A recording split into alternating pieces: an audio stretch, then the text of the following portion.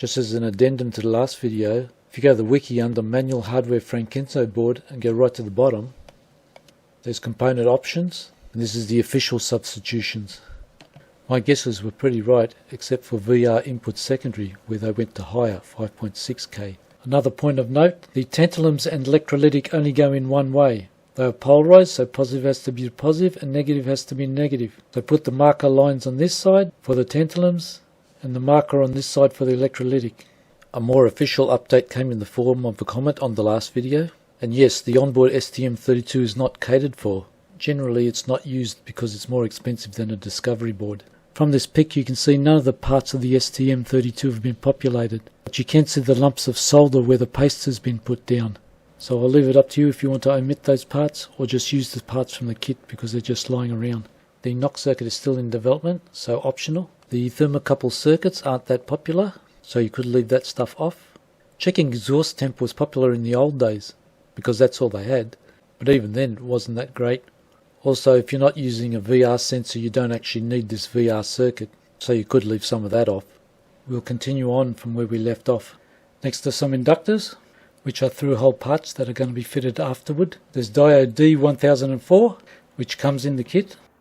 D1001 is also in the kit. D1002 and 1003 are through-hole parts, which get fitted afterward.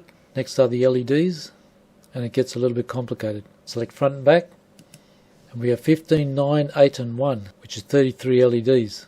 But the kit only has 22 blue LEDs, so we have to see what we can trim off. We subtract 4 green, 1 orange, 1 red and 1 blue due to the onboard STM32. We're now down to 14, 8, 4 and 0, which is 26. If you're not using the VR, you can take 2 reds off. If you don't need to know what the serial communication chip is doing, you can remove 3 green LEDs. There's also another green power indicator on the power supply if you want to remove that one. If we remove those 4 green, we get to 22. To tell the truth, you won't be using all the 12 MOSFETs, nor the 8 high-lows.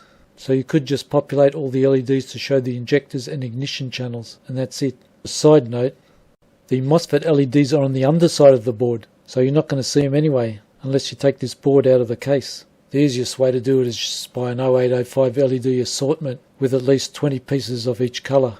D569 is part of the STM board, so tick it off. They are a BAT60, which is a 10 volt Schottky, and an extra order. D413, those simple 2-pin BAT54s that we fitted on the underside of the board, and we have plenty to spare. Remember, diodes are polarized, so you've got to match the line to the line. Next is a voltage regulator, and that's in the kit. Then we have U4, which is an external Bluetooth module that you have to supply. It uses the small castellated modules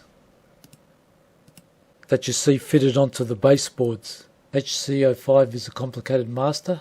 HC06 is a simple slave. The Bluetooth is not very popular. There's not much on the wiki or the forum, and in fact I only found one person who got the thing running. Also now there's a new SPP Bluetooth. Currently you are pretty much on your own if you want to use it. The DRV8880 is a stepper driver. It's an external module you'll have to buy if you need it. This is mainly for stepper idle control. This doesn't seem to be a common stepper driver, so maybe check around for something that's pin compatible and more common.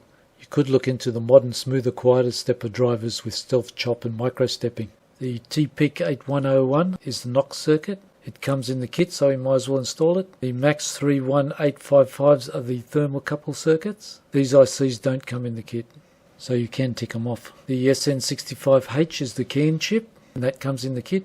Next is TC4427s. They are in the kit. I think this is ignition coil igniter control. The NUF2101 is a USB filter. This is part of the STM32 and doesn't come in the kit, so we tick it off. The LM2937 is a voltage regulator, again for the STM32, so tick it off. The large STM32 chip doesn't come in the kit, so we tick that off. The joystick does come in the kit, but it's marked as button switch. MAX 9926 VR chip is in the kit, so if you need it, fit it. Next is 2 crystals, but only one comes in the kit. One's for the STM32 circuit, and one's for the NOC sensor circuit, so we probably don't need either. More likely it's for the NOC. Either way, it's a through-hole part, so it gets fitted afterwards. Next is another crystal. This doesn't come in the kit and is on the STM32 page, so we tick it off. Next is a fuse. Doesn't come in the kit and it's part of the STM32. The switches aren't in the kit, again part of the STM32, so tick them off. The display was in my kit, but that's put on after. The Q1002 is a large MOSFET and it comes in the kit. The keystone is a large through-hole fuse, so that gets fitted afterwards. The logo we can skip, so we tick it off. In fact, everything from the logo down to the miscellaneous header can be ticked off, because they're either test points, headers, jumpers, do not populate, etc. Some are shown as SMD, but all of these have drilled holes, so you can through-hole them afterwards. And if worse comes to worse, you can put little SMD links across the holes anyway, if you need them, because that's what I think most of these are, i.e. link connectable selection.